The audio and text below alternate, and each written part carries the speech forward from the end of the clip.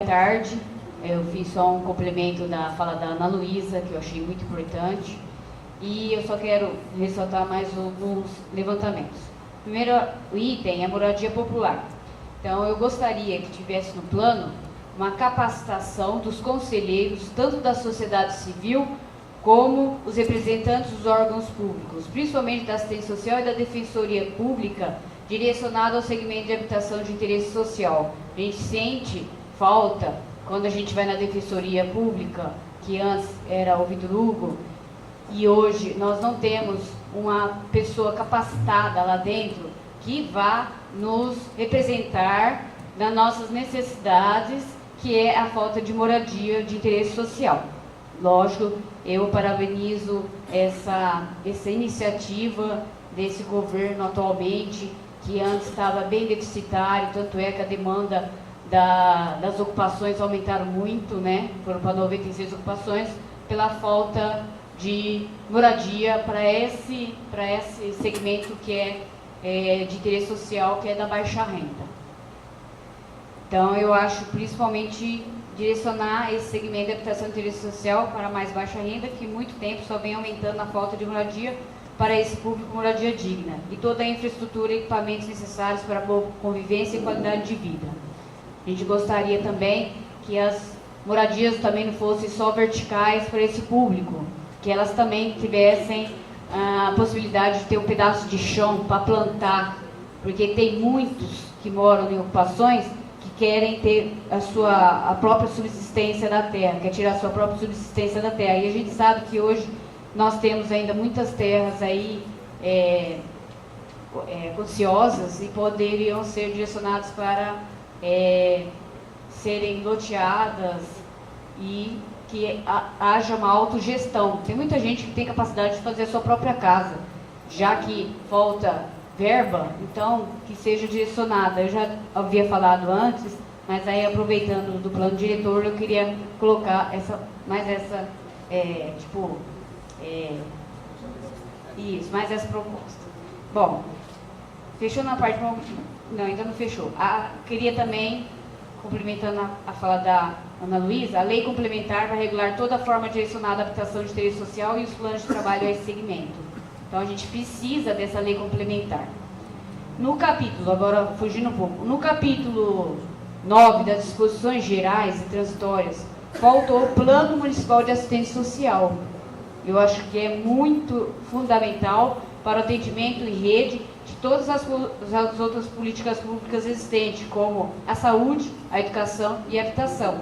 Porque sem assistência social não tem como a gente chegar à população que mais necessita. Eu achei que está faltando. E, infelizmente, eu senti falta do Conselho da Assistência Social e do Conselho da Criança e do Adolescente. Eu acho que, sei lá, ficou faltando isso lá na reunião de hoje dos conselhos. E a preocupação com a arborização, eu percebi, e eu quis colocar aqui, que a preocupação com a arborização na área central, que foi colocado, falta mais áreas verdes e poderia colocar uma lei complementar que cada moradia deverá ter árvore e verde dentro e fora do seu tipo calçada, para melhorar na melhor qualidade de vida e diminuir esse calor que a cidade tem. A gente sabe que a cidade só está aumentando calor, e a gente está vendo que a cidade está sendo, todas as árvores estão sendo cortadas, sabe? Eu acho que está faltando uma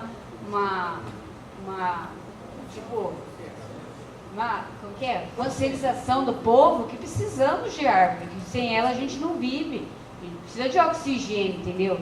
Então está precisando mais disso. Ou até uma lei complementar que exija. Porque hoje eu acho que não só conscientização, como que acho que tem que ter alguma norma que vá colocar isso em prática. E também na área da educação, que eu vejo muitas mães que precisam de creches integrais, porque hoje tem até os 3 anos. Só que se a mãe trabalha, o que ela vai fazer com a criança com 4, 5 anos, sendo que os núcleos é para criança a partir de 6 anos? O que vai fazer? Vai ter que deixar de trabalhar a mãe para cuidar do seu filho esses 2 anos? Eu acho que precisamos estar revendo essa parte aí, que eu coloquei que a gente precisa de creches integrais até os 5 anos, E o ensino fundamental, até o 5º ano, também é de extrema importância, também é o período integral, com atividades complementares e culturais. Então eu quis embasar um pouco mais, além da moradia, que é a minha área, e assistência social, como também um pedido das mães que moram, né, nessas áreas periféricas e que precisam de creches, precisam de escolas. Então eu queria frisar isso. Obrigada. Muito obrigado, Adriana. Agora é o João Tavares Ferreira. Oi, boa noite a todos. Meu nome é João, sou da Associação Cultural e Ecológica Povo Brasil. A gente não teve muito tempo de ler o plano completamente e emitir uma opinião aí sobre a parte de meio ambiente. A gente vai fazer isso e vai encaminhar as propostas nos meios que foram disponibilizados aí. Agora, eu queria levantar algumas questões sobre a ocupação da Zona Leste, né? Que a gente precisa ter uma ocupação planejada, isso é óbvio, né? Porque até hoje a cidade ocupou lá com lixão, com aeroporto e outras, né? E habitação intensiva, né? Que não sobra espaço para a infiltração da água. Uma coisa que eu vi no mapa que o Lanchotti mostrou, a Zona Leste ela é a segunda área em que está tendo maior expansão urbana, né? É isso. E se você pegar ali a questão de acesso, de vias rápidas, e além de ser uma zona de ocupação especial, né? Será que a gente não precisa repensar isso e tentar fazer uma ocupação menos intensiva ali no que diz respeito à população? E também fica uma dúvida sobre essa questão de infiltração na gleba, né? Se o representante da Secretaria de Meio Ambiente nos disse que lá tem fossas e depósito de lixo, a prefeitura vai ter capacidade operacional para verificar a infiltração da água? Aí fica esse questionamento, né? E se hoje, depois de ter um seminário internacional sobre o aquífero, uma discussão ampla no Ministério Público, os dados sobre a região são empíricos, os dados sobre infiltração forçada acho que são mais empíricos ainda, né? Então a gente precisa avaliar isso tudo com mais cuidado aí. Mas a gente vai encaminhar sugestões para vocês depois. Muito bem, muito obrigado, João. Eu não tenho mais nenhum inscrito, mas tenho aqui uma série de contribuições que chegaram por escrito que eu vou lê-las aqui. O André Castro, ele diz que no artigo 38, parágrafo 3º do texto, prevê a dispensa de processo licitatório em caso de interesse público. Entretanto, em diversos outros dispositivos similares, esse rol é taxativo. Afinal, o interesse público, entre aspas, ele coloca, dá margem para a discriminalidade. Vide Lei 13.019/14. E aí ele sugere uma alteração, evitando margem para discricionalidade. Está registrada a proposta, a observação e a proposta. A outra proposta é da Ídala Fernandes dos Santos Lima. Ela diz: queríamos saber se o atual governo pretende facilitar as regras de habitação, pois existem muitas comunidades devido a essa dificuldade.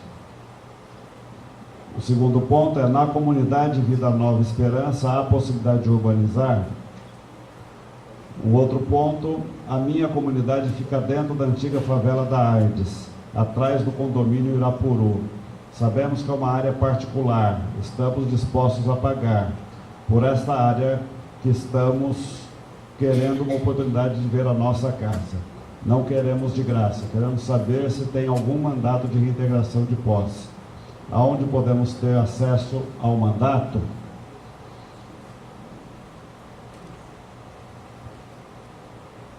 A outra é da Helenice Moura.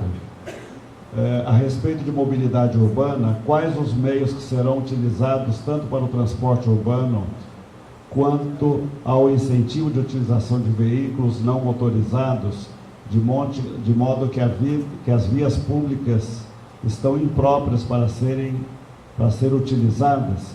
E os deficientes físicos, como ficam? A outra é do Eduardo. Ele diz aqui: qual o motivo da inexistência de áreas de interesse social na Zona Sul, considerando que todas as demais zonas possuem zona de interesse social e que todas possuem esse espaço para tal? Ele está propondo, pelo que entendi, que tenha também áreas de interesse social também na Zona Sul. Está registrado aqui a proposta. André de Castro: o plano diretor é longo, que ele diz sobre o plano diretor a propósito do aeroporto. Ele entende que o aeroporto não deveria ser na área urbana, que já teve ações civis públicas a respeito disso, e agora se anuncia a internacionalização do aeroporto, e que isso deveria ser limitado. Eu estou aqui resumindo, viu, André? Mas o que você está dizendo é e ao final ele diz: qual a justificativa de insistir num projeto mais caro e menos congruente ao interesse público? Depois o pessoal vai transcrever isso tudo, tem aqui o e-mail do André, tudo mais. Daiane Gaia: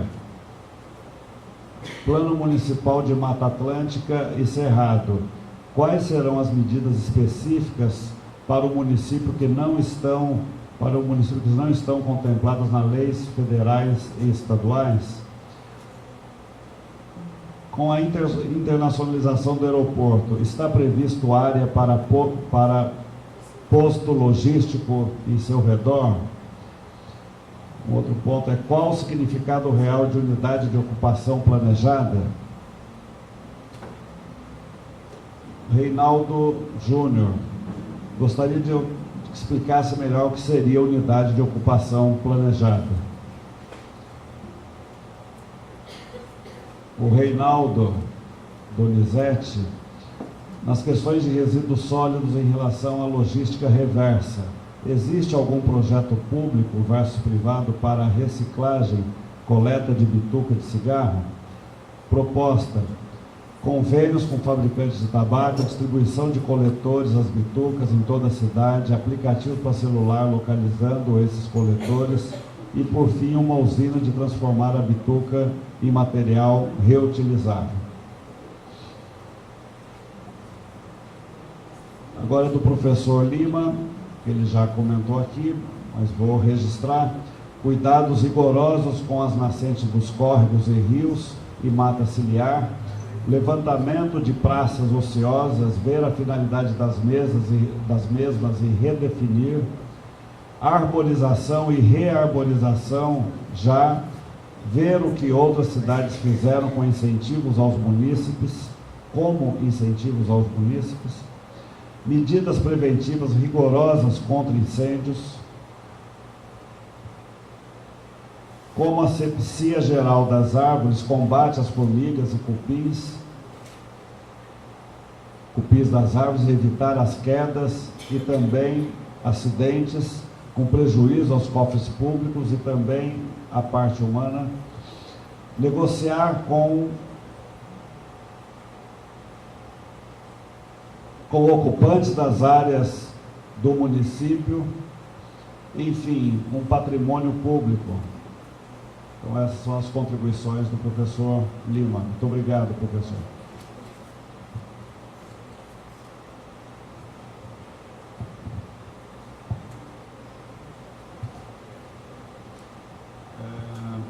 A Luciane está me falando que a Daiane, quem é a Daiane? Que quer fazer uma observação. Estamos no nosso prazo ainda, E vai ser a última observação, que está faltando 15 minutos para concluir. Nós vamos fazer os comentários aqui sobre algumas dessas observações. Boa noite, vou ser breve. Assim, aqui em Ribeirão, eu sou daqui, muitos me conhecem, eu sou engenheira florestal, tenho uma empresa de consultoria na área ambiental. Comecei minha carreira como assistente técnica do GAEMA, no Ministério Público, no tempo do Dr. Marcelo Goulart, e participei de muitos estudos aqui, principalmente no que tange a Zona Leste. Então, eu comecei na MP ainda como estagiária, né? Então, eu venho acompanhando a urbanização da Zona Leste desde o início da minha carreira profissional. E a gente não tem como dizer, com a tecnologia que existe hoje, que urbanizar de forma ordenada a Zona Leste vai ser da mesma maneira que foi há 10, 20 anos atrás. Você fazia, assim, um tempo atrás, essa urbanização adensada, porém sem ter tantas informações que você tem hoje da geologia e da hidrogeologia, em relação à infiltração, a mecanismos de infiltração. Assim como a medicina, a engenharia, ela avançou muito, e você tem hoje condições de infiltrar numa área onde você faz um projeto de drenagem muito bem feito, como eu já participei de muitos empreendimentos na Zona Leste que já foram aprovados e estão agora seguindo para obras, e que seguem uma política e uma filosofia ambiental completamente diferente do que foi feito nesses mais antigos, de 10 a 20 anos atrás.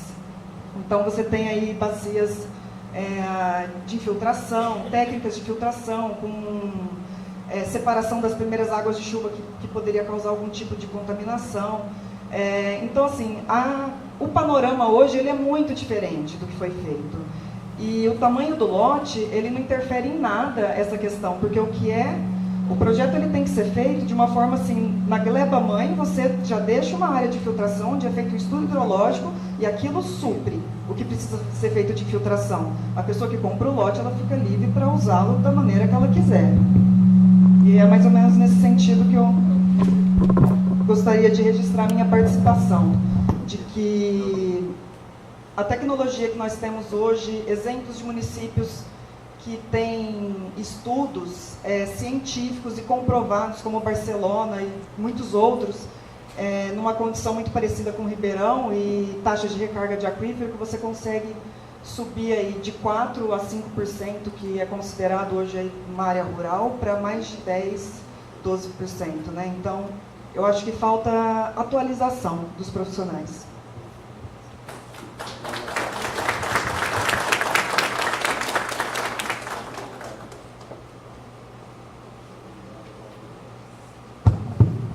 Agora sim, muito obrigado. Eu vou fazer aqui alguns comentários sobre algumas observações feitas aqui. Primeiro, tem duas perguntas sobre o que é unidade de ocupação planejada. É algo parecido com polo de centralidade, o que significa viabilizar nos bairros e nos assentamentos locais onde tenha próximo à comunidade, à população, comércio, serviços, para que as pessoas não tenham que se deslocar muito de onde vivem. Então, esse é o objetivo no planejamento urbano, estimular e favorecer que tenha... Alô? Quer bater? Que possa planejar, portanto, loteamento, lotes de uso misto, que possa também ser utilizado para fins comerciais, além de residenciais.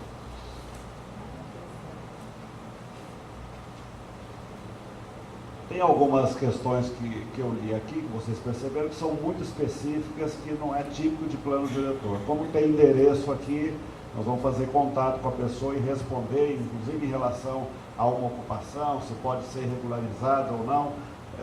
Nós vamos depois, talvez até aqui, orientar a pessoa de como proceder.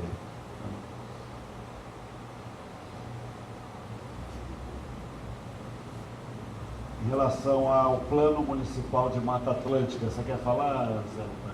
A pergunta aqui, quais serão as medidas específicas para o município que não estão contempladas nas leis federais e estaduais. A verdade é que essa lei vai ser elaborada, né? Tá previsto aqui estruturar o plano de Mata Atlântica. A lei federal estabelece que os municípios que estão no circuito da Mata Atlântica e ou no Cerrado precisam ter um plano. E foi por essa razão que o grupo, a área de meio ambiente, trouxe a proposta, né, de incluir a previsão. Seria muito cômodo não prever, não incluir, mas achamos melhor incluir. Se temos aqui Cerrado, e é importante proteger o Cerrado, se tivermos qualquer remanescente da Mata Atlântica, temos que trabalhar para proteger. A questão do aeroporto, se tem área para previsão de logística ao seu redor. Tem área, está previsto no plano, área de logística para o aeroporto. Então aqui é a mesma pergunta. Sobre a questão de ZEIS na Zona Sul, é possível ter, alguém perguntou aqui, é possível ter. Amanhã, no grupo específico, é um bom local para fazer esse debate, abrir o mapa, inclusive esses mapas aqui, o Eli que perguntou se é possível no pendrive, está na internet isso aqui tudo. Entra lá na prefeitura, clica lá, pode entrar, que estão lá 3 mapas, e vocês não vão ver, porque é a descrição, é texto que vai entrar ali, o texto, o mapa que ficar definido ao final da última conferência, da última audiência pública, ou em função das observações que foram feitas, aí vai ser a descrição do mapa que delimita o perímetro urbano da cidade. Ali é o perímetro urbano, né? Então esse mapa está, quem tiver aí com acesso à internet, pode olhar que o mapa, hoje eu recebi uma observação de uma pessoa que não estava conseguindo acessar, fomos verificar e é possível acessar, devia ter algum problema pontual. Né?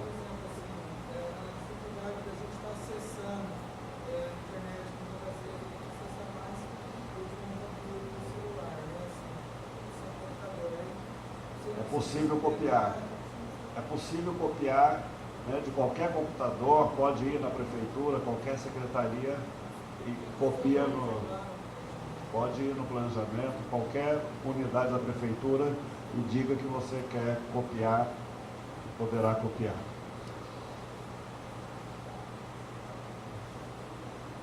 Aproveitando, você falou sobre a questão da favela locomotiva, se é possível revisar. Nós estamos discutindo isso. Você teve na última reunião do Conselho de Habitação, que nós estamos discutindo todas as áreas do patrimônio da União. O problema da favela locomotiva é a localização, hoje considerada imprópria para habitação, por ser uma área alagada. Mas não é menos verdade que está sendo feito estudo para ver se é possível resolver esse problema das inundações na favela locomotiva. Então, assim, toda a diretriz da administração é tentar manter assentamentos onde são passíveis de uso habitacional e não manter aquelas que, infelizmente, eventualmente não possam, e ocupações consolidadas. Ocupações recentes, aí é outro tipo de tratamento. Duas questões nesse assunto. Deixa eu só para seguir a ordem aqui, Mariano. Eu vou ter que continuar aqui e a gente vê se sobra tempo para a gente fazer mais debate. Ou senão amanhã, no grupo específico, que vai discutir habitação também, aí a gente pode aprofundar aqui. Ou depois que a gente concluir, porque o prazo aqui é 10 horas. Então tem que concluir e a gente pode conversar aqui se for alguma coisa mais específica.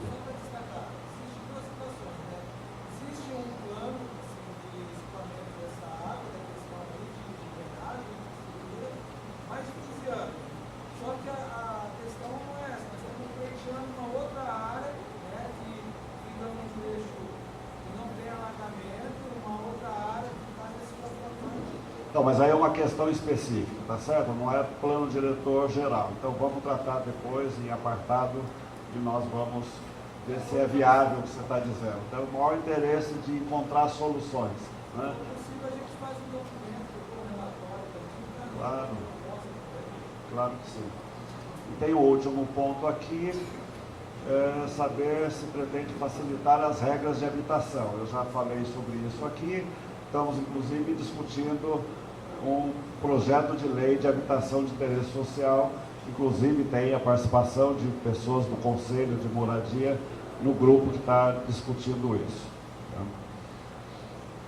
E aí o restante aqui é sobre também uma questão específica, que aí vamos tratar especificamente. Então, eu considero aqui, então, o que for específico, nós vamos responder diretamente à pessoa, está tudo registrado, isso faz parte, vai fazer parte do relatório, né, que estamos produzindo. Queria comentar, o Jonas fez aqui uma série de contribuições, cadê o Jonas? Em relação à cultura, tá? Que estão aqui, vão ser consideradas. Uma em destaque em relação a PPA, recursos para a cultura. Eu diria que é muito importante participar da discussão do PPA, que nós enviamos ontem para a Câmara Municipal. Agora a Câmara Municipal vai fazer audiências públicas sobre o plano plurianual. É um enorme desafio, sobretudo nessa situação de crise econômica no país, quedas de arrecadação brutal, viabilizar o custeio